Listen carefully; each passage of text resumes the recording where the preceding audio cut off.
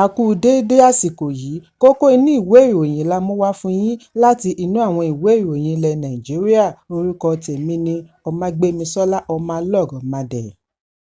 Ilé ìgbìmọ̀ ìjọba àpapọ̀ ti gbè lẹ́yìn ààrẹ ilé ìgbìmọ̀ Godswill Akpabio bí sínétọ̀ tó ń ṣaṣojú Kogi Central Senatorial District ìyáàfin Natasha Akpoti-Uduaghan ṣe pé ẹ̀sùn ìbanilórúkọjẹ́ oní n100.3 billion tako Akpabio. Ìgbésẹ̀ yìí wáyé lẹ́yìn fàákájà láàrin Akpabio àti aṣòfin obìnrin Kogi lórí àga ìjókòó ní ọ̀sẹ̀ tí ó kọjá. Níbi ìfọ̀rọ̀wánilẹ́nuwò ní agbẹnusọ ilé ìgbìmọ̀ Sínétọ̀ Adaramodu ti ní Akpoti-Uduaghan kò lè jàre bọ̀ nítorí agbára amúnitì wà ní ilé ìgbìmọ̀. Adaramodu ṣàlàyé wípé àwọn kò tíì gbọ́ nípa ìwé ẹ̀sùn sílé ẹjọ́ kankan, ṣùgbọ́n tó bẹ́ẹ̀ jù bẹ́ẹ̀ lọ, gbogbo agbára ni ilé ìgbìmọ̀ ní lórí àṣẹ tí ó bá pa lábẹ́ òfin. Ìròyìn jábọ̀ wípé Akpoti-Uduaghan àti Akpabio ni wọ́n jọ tahùn síra wọn níbi ìpàdé ìgbìmọ̀ ọ̀sẹ̀ tí ó kọjá lẹ́yìn tí aṣòfin ìpínlẹ̀ Kogi fara kí lórí ààyè ìjókòó tí wọ́n pín fún un. Níbi tí àríyànjiyàn ti ń lọ lọ́wọ́ ni ààrẹ ilé ìgbìmọ̀ ti ké sí ẹ̀ṣọ́ ilé ìgbìmọ̀ kí wọ́n sin aṣòfin obìnrin yìí bóde, ṣùgbọ́n àwọn akẹgbẹ́ rẹ̀ tètè dá sí i tí wọ́n fi ríbi paná ọ̀rọ̀ ọ̀hún kí ó tó bọ́ sórí.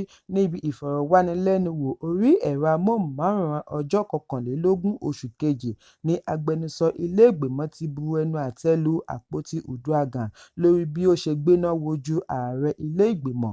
Ó ní ilé ìgbìmọ̀ kì í ṣe orí ìtàgé fún sinimá, iṣẹ́ gidi ni àwọn ń ṣe níbẹ̀. Ṣùgbọ́n nínú ẹ̀sùn tí aṣòfin Kogi yìí pè síwájú ilé ẹjọ́ gíga ìlú Àbújá ní ọjọ́ 25 oṣù kejì ọdún 2025 ni ó ti fi ẹ̀sùn ìbanilórúkọjẹ́ kan ààrẹ ilé ìgbìmọ̀.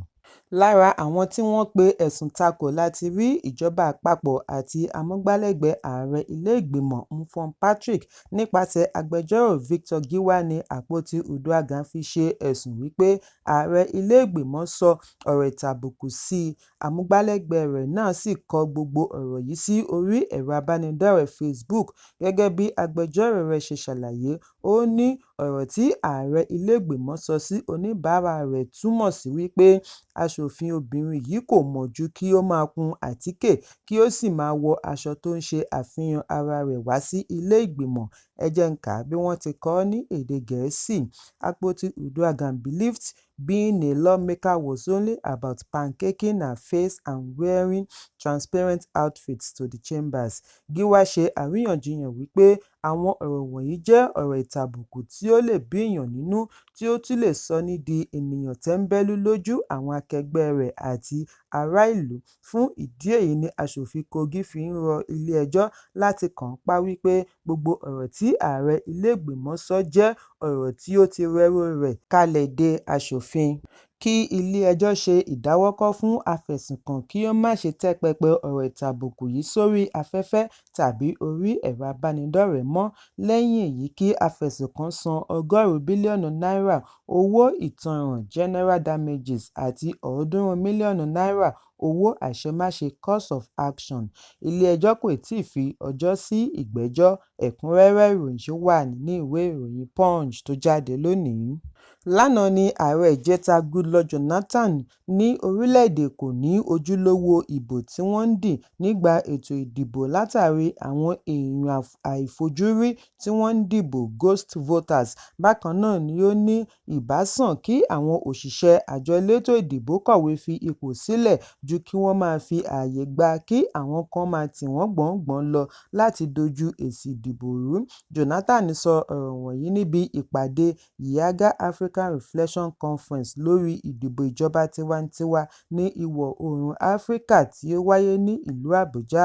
Adarí àná yìí tẹ̀síwájú wípé kò lè sí ojútùú sí ìṣòro ètò ìdìbò àyàfi bí wọ́n bá yan àwọn tí ó lè fi ti ọmọlúwàbí ṣe, àwọn tí ó ṣe wípé kàkà kí wọ́n tọwọ́ bọ ṣọ̀lọ̀, wọ́n á yà kọ̀wé fipò sílẹ̀.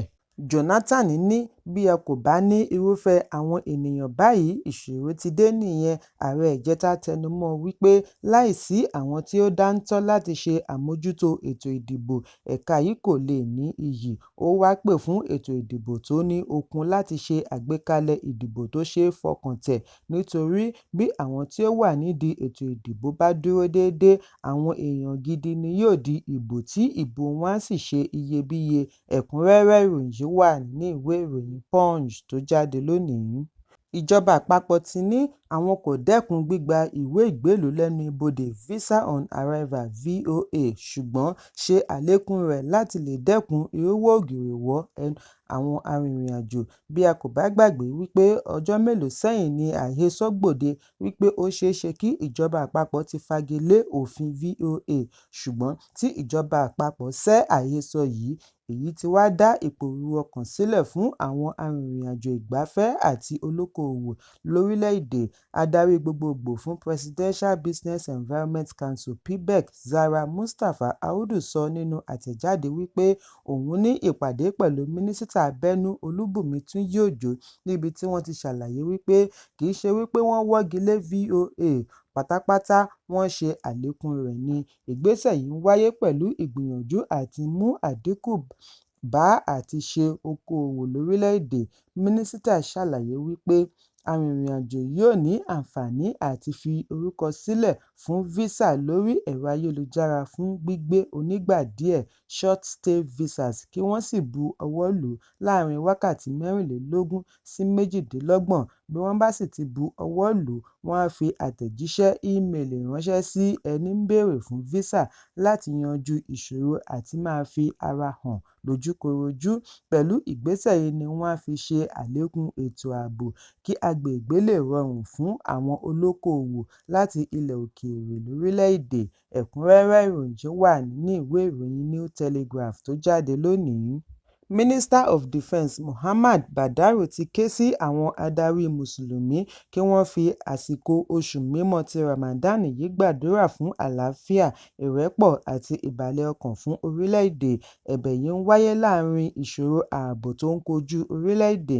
Nígbà tí ó ń sọ̀rọ̀ níbi ọ̀rọ̀ ìṣáájú ìdánilẹ́kọ̀ọ́ fún Ramadan tí àjọ Supreme Council for Sharia ní Nàìjíríà ṣe àgbékalẹ̀, ni Badaru ti sọ àsọdájú wípé ìjọba àpapọ̀ ní àfojúsùn láti fòpin sí ìwà àwọn ọ̀daràn ènìyàn jákèjádò orílẹ̀-èdè. Ó fìdí ẹ̀ múlẹ̀ wípé ọjọ́ ikú àwọn adàlúrúdì kan lónìí lẹ́yìn àkọlé gbọmọgbọmọ wọn wọ̀nyí káàkiri ẹkùn àríwá sí gbùngbùn àríwá. Mínísítà rọ àwọn adarí Mùsùlùmí àti gbogbo Mùsùlùmí lápapọ̀ kí wọ́n gbàdúrà fún orílẹ̀-èdè, àwọn adarí iléeṣẹ́ ológun kí Ọlọ́run fún wọn ní ọgbọ́n, ààbò àti àtìlẹ́yìn. Ó sọ pàtàkì ìṣọ̀kan àti ìfọwọ́sowọ́pọ̀ láàárín ọmọ Nàìjíríà láì wo àṣà, ẹ̀yà tàbí ẹ̀sìn.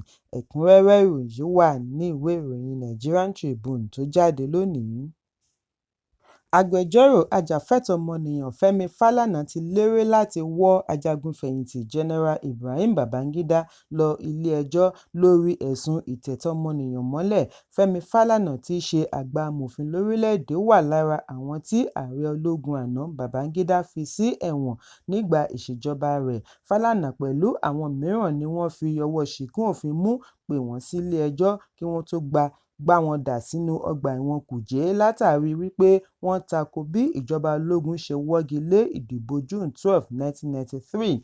Bákan náà ni wọ́n tako ìgbésẹ̀ Babangida láti fi ọjọ́ kún sáà ológun rẹ̀, ṣùgbọ́n lẹ́yìn-ọ̀-rẹyìn wọ́n gba ìyọ̀ǹda wọn. Àìpẹ́ yìí ni Babangida ṣe ìṣíde ìwé àpilẹ̀kọ rẹ̀ lórí ìrìnàjò ológun àti tòṣèlú pẹ̀lú àkọlé Journey in Service. Nínú ìwé yìí ni ó ti ṣe àfihàn ọ̀pọ̀lọpọ̀ ohun tí ó ti ṣẹlẹ̀.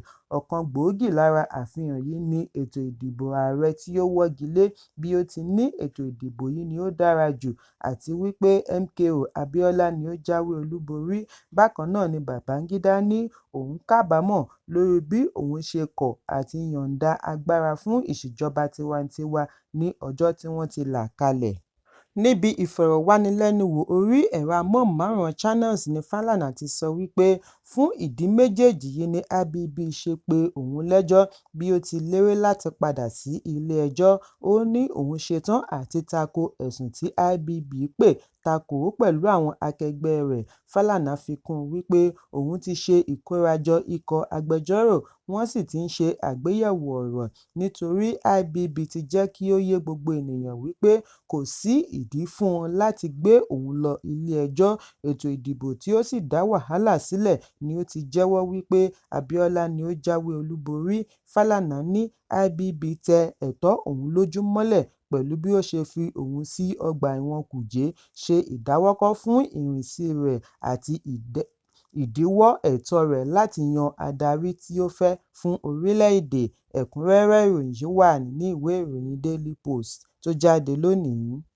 Kókó inú ìwé ìròyìn tòní kò ní jù báyìí lọ.